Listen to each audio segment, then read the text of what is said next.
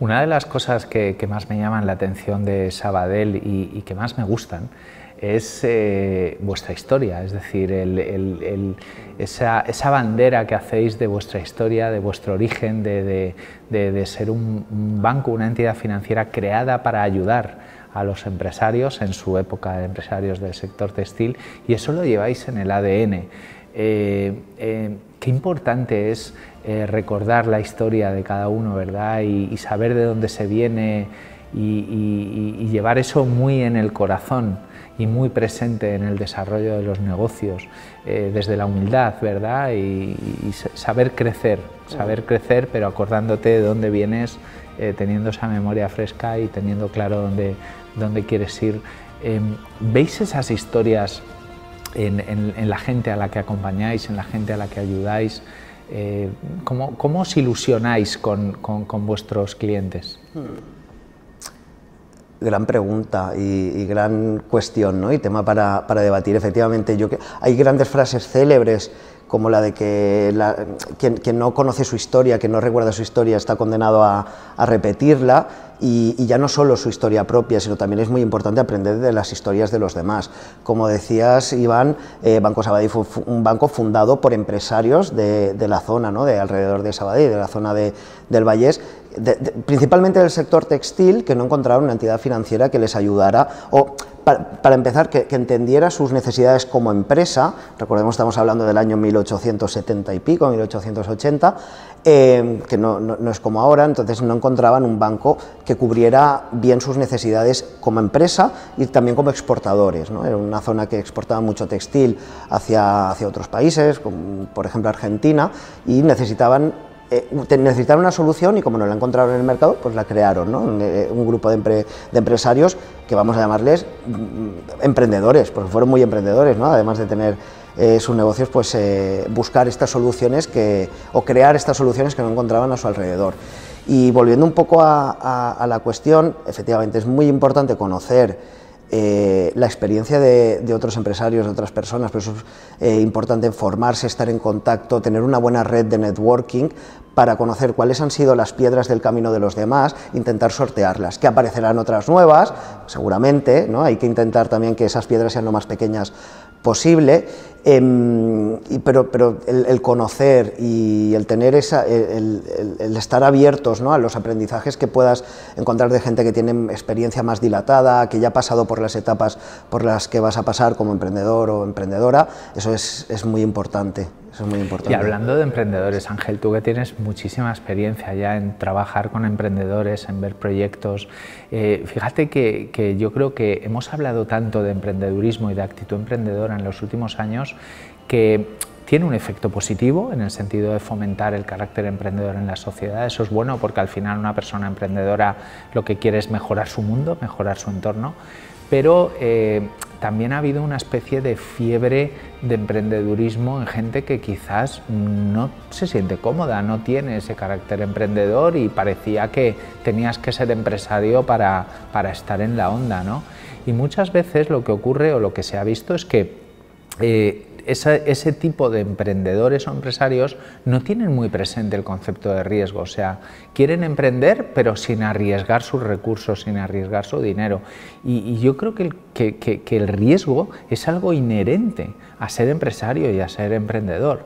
Yo de hecho recuerdo en un congreso de jóvenes empresarios que vino un jugador de póker a darnos una charla y dirás, ¿y para qué aprendiste de eso? Bueno, pues ahí yo aprendí una de las principales lecciones en el mundo del emprendedurismo, en el mundo de la empresa, y es que, como en el póker, para ser empresario lo primero que tienes que hacer es saber cuánto estás dispuesto a perder. Y poner un límite y tener claro que eso es lo que estás dispuesto a perder. Parece ser, yo no juego ni juego al póker, pero parece ser que los grandes jugadores de póker que hacen apuestas, eso lo tienen muy claro. En el mundo del emprendedurismo no se ve eso. ¿Tú cómo lo ves?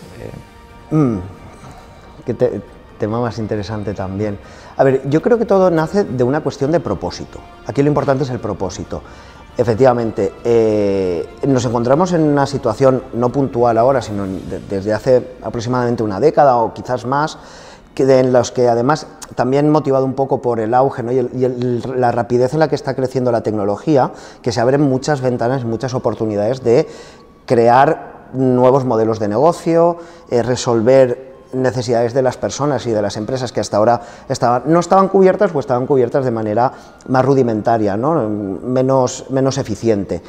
Entonces sí, efectivamente, hay un auge, una tendencia de crear nuevos proyectos con una manera de hacer empresa diferente, y hay dos fórmulas de llegar hasta aquí. Por un convencimiento, es decir, he encontrado una necesidad no cubierta en el mercado y creo que como emprendedor, equipo, fundador, ¿no? de una compañía, tenemos las capacidades, las habilidades, los conocimientos y la experiencia ideales, ¿no? Más que ideales, adecuadas, para dar solución a ese problema, y esta es la solución que proponemos al mercado. Y hay otra tendencia, motivada también un poco por casos de éxito, por toda la comunicación, que hoy en día pues, es mucho más fácil acceder a información, a lo mejor que hace 25 o 30 años, de este perfil de emprender proyectos con un objetivo muy rápido de rentabilidad por venta del proyecto.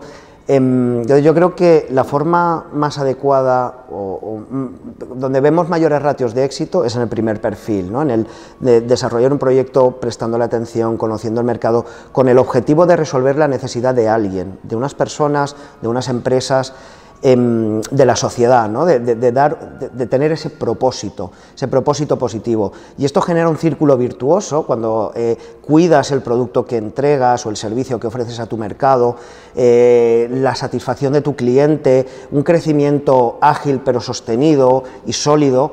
Ahí se crean proyectos de valor, que aportan un valor, que tienen una ventaja competitiva y que tienen un hueco relevante dentro del mercado. Otros tipos de emprendimiento, ¿no?